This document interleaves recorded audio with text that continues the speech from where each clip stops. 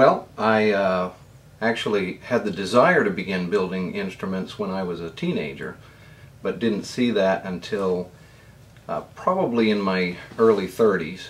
And I was working in a cabinet shop and had tools and experience and began to do a lot of repairs and things for friends. And honestly, I am more of a guitar person initially, and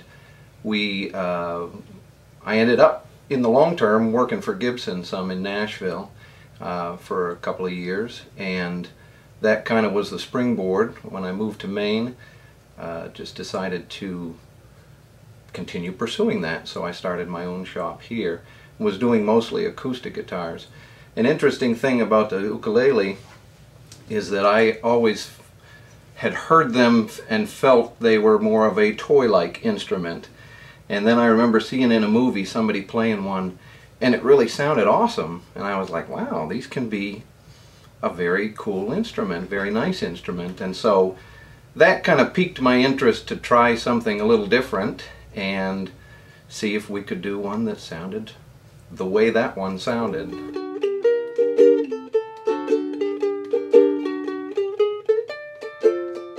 Yeah, we're essentially doing 6 models, 3 in koa, 3 in mahogany, and the entry-level ones would be with like this, with no binding, and simple appointments, decals. Try to do a couple of unique things to make them look elegant, even though they're very simple. These are the M1 and the K1, which are basically the mid-level instruments.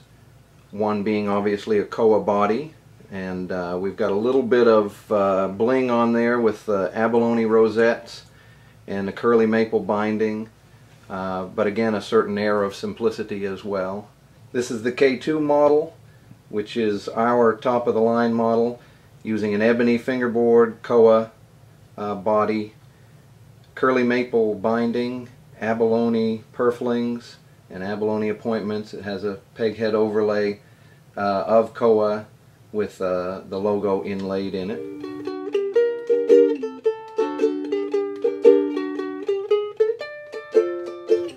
Well, it does present certain challenges and issues.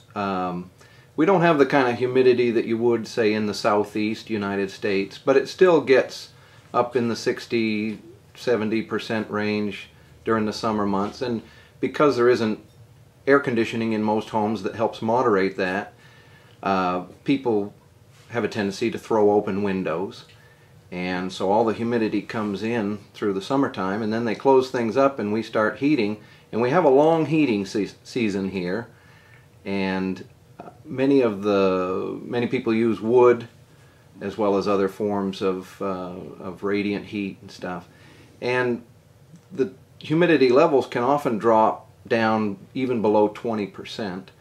So for a delicate instrument, that presents some certain challenges. I have a tendency not to build much.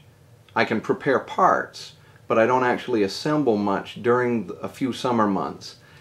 Because of that, if they get built in a level that is, say, pushing higher than 40% or so, and then they get in a house that's 20%, there are usually shrinking issues, potential for cracking, that sort of thing. So I have just gotten in the habit of avoiding June, July, and August in order to moderate that and to not have those kind of issues. Conversely, if they're built in a little drier levels of humidity, they tend to be able to take the higher humidity well versus the other direction where things shrink and crack.